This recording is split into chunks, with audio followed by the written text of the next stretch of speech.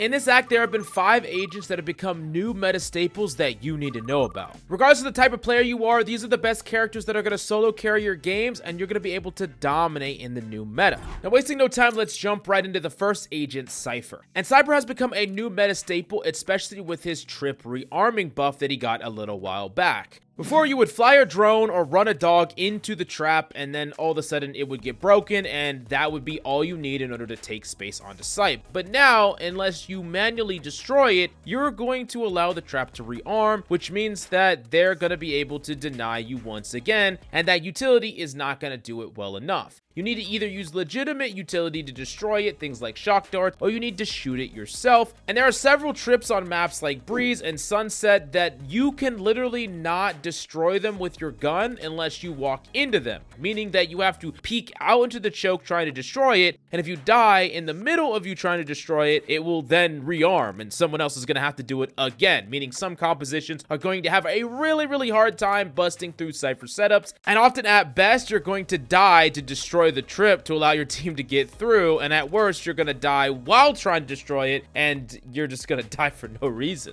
On top of that, Cypher's just a really phenomenal character for ranked play, allowing you to lurk, cut off rotations, and one of the ways that he actually becomes better than Killjoy in ranked is that Cypher is a lot better at retaking than Killjoy if we're not thinking about her ultimate, because Cypher has cages and he can pick up a lot of his utility and use it a lot easier when he's trying to retake space. You're not left in this situation where you're always retaking because they're always pushing a site you're not on, and you don't really have great tools to do so. Cypher definitely has much better tools than Killjoy does. Speaking of tools, the best tool that you need in Valorant is amazing aim, and in order to do that, you're going to need to master the fundamentals. It goes far beyond things like crosshair placement and counter strafing. It's also things that you don't even realize, like peeking properly, spacing with teammates, or even where you choose to stand. That's why players who are able to consistently drop 30 in their matches do all of these things that are included in our Aim God Masterclass that's expertly designed to teach you all the fundamentals that you need to know in one place. We've taken a lot of your feedback and created the perfect course to get you that top tier mechanics as quickly as possible, and we offer a money back guarantee, so if you don't climb, you don't pay. So what are you waiting for? Check it out right now down below.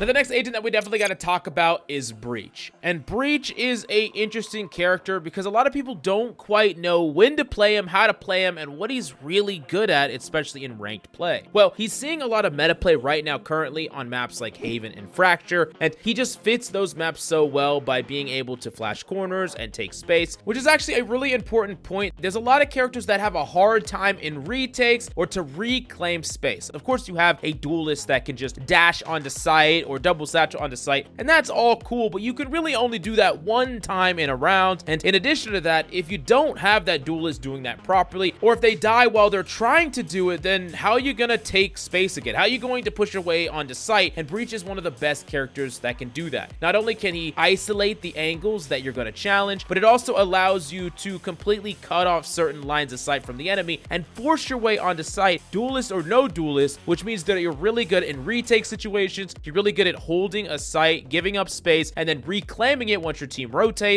and he's fantastic at doing that in a way that a lot of other characters can't. In addition to that, there's a lot of aggressive strategies that you can incorporate on maps where you're pushing out, you're taking areas on the map aggressively, even on defense, and taking fights with enemies that are just really uncomfortable, setting the fights on your terms. This is something that Breach is very uniquely good at, plus he's fantastic in a duo. Definitely a character that you should be thinking about grinding in this act. Now, the next character that we got to talk about that has become an all-star in the meta, perhaps one of the best characters in the entire game, and that's Raze, especially after the Jett's nerfs, where Jett is still a fantastic character, and we have guides on most of these agents that you can check out on the SkillCapped website right now. But Raze has slowly creeped her way to becoming the best duelist, the duelist that is the most viable on the most maps, can do the job of a movement space creation duelist, while at the same time offering a ton other utility that is great for clearing areas on the site or clearing utility, really annoying utility, especially when Cypher is seeing quite a bit of play. There are a lot of maps that Raze is phenomenal on: Lotus, Bind, Split, Sunset, Fracture, seeing almost maxed out meta pick rate, but really you can play this character in a lot of compositions in ranked. I think it's one of the best solo ranked stompers that you could play in the entire game. On top of that, in addition to being able to double double satchel on and take space clear angles for your team, you also just have a ton of skill expression with the ability to deny angles while you're peeking others, the ability to move and dodge using your satchels. There's so much that kind of goes together with Raze that makes her the perfect mix of a really important meta cornerstone and also just a ranked pub stomper. You almost get all of the carry potential of some of the characters that are like only good in ranked, characters like Reyna, but also bring a certain amount of consistent value to your team that is essential for making smart meta and strategic plays. Definitely a fantastic character, and we have map guides that teach you exactly how to play and dominate on many of the maps we listed on the SkillCapped website if you want to match that with a character of your choice in this list. Now, next up, we do got to talk about Omen. The most interesting thing we've seen recently is Sentinels, specifically 10s, running it down on Omen and using Omen like a duelist. And the reason that this works is after you utilize your smokes for your team, after you utilize your paranoia to help your teammates get onto site, Omen doesn't particularly play post plant that well. Like, yeah, you're gonna get another smoke and that could be okay, but unlike a lot of other characters that have something to do to stop a plant or something to do in the post, Omen doesn't really. Like, he doesn't have a molly, he doesn't have a shock, he doesn't have anything that can really help that well. And the thing that Omen can do though is utilize his teleport to push up, take an aggressive angle, and after they get a kill, get out with that life, or maybe even get a double kill because you're up at an angle that people don't expect. Omen gets to do an essential job and then play aggressively after the fact and still lock in some additional value when you're not really that great in the post plant. And that's why it's really working in the meta right now, and that's why it really worked for Sentinels, with 10s not only doing an essential job for his team, but also racking up tons of kills and oftentimes top fragging. But that's not the only thing that Omen can do. Omen is also fantastic at lurking, cutting off rotation specifically, because you can still smoke for your team on a map like Ascent, lurking down mid, and then cut off rotations